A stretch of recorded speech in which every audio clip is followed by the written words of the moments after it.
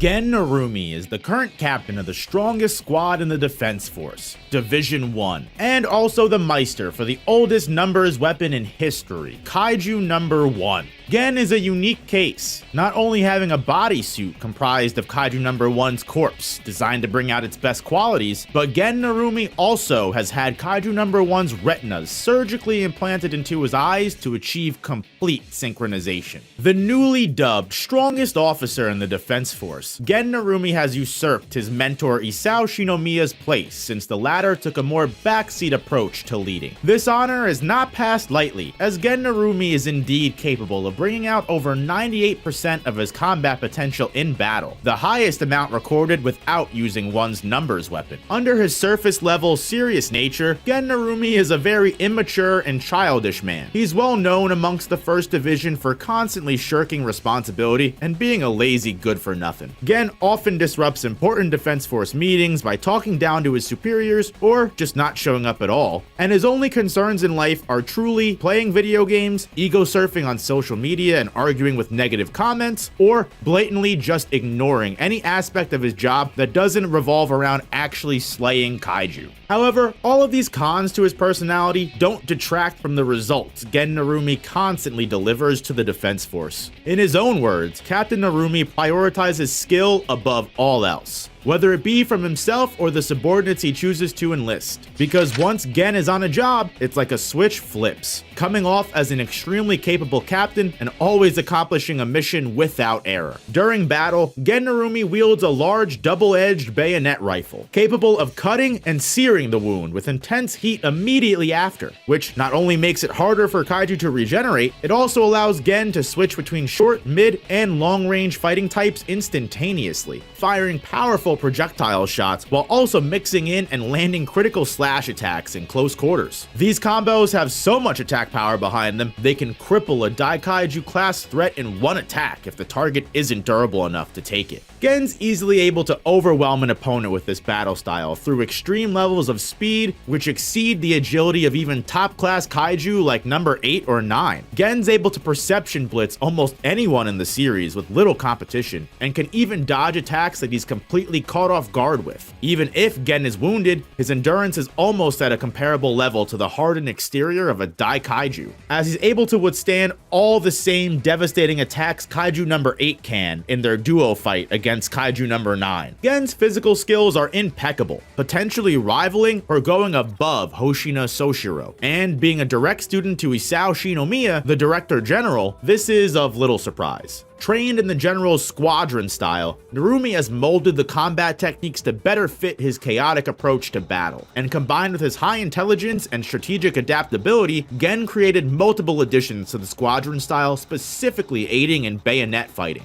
When all of this latent talent is paired with Kaiju Number 1, the first identified kaiju in history, Gen Narumi becomes an unstoppable force of nature. Little is known about Number 1's personality when it was a kaiju. However, the two beings have managed to achieve complete symbiosis and bring out the full release of their power. Isao Shinomiya notes Number 1's main trait as being a monster with quote-unquote inescapable attacks, something Gen Narumi fills the shoes of very well, which may be why the two of them get along. Kaiju Number 1's main power was the gift of foresight. Number 1's vision was enhanced to the degree it was able to see through targets and precisely pinpoint one's weak points and vulnerabilities. Even more terrifying though, Number 1 was able to use this extra sensory to accurately analyze a victim's electrical impulses in their brain, granting Kaiju Number 1 what appeared to be precognition, allowing them to correctly predict an opponent's movements. With the retina implants and weaponized suit, Gen Narumi is able to synchronize with Number 1 and completely adapt its enhanced vision and foresight into his already berserk fighting style, with the only downside being after overuse, it makes Gen's eyes bleed. But in exchange, Gen can outpace every single opponent he fights, kaiju or human, with his inescapable attacks.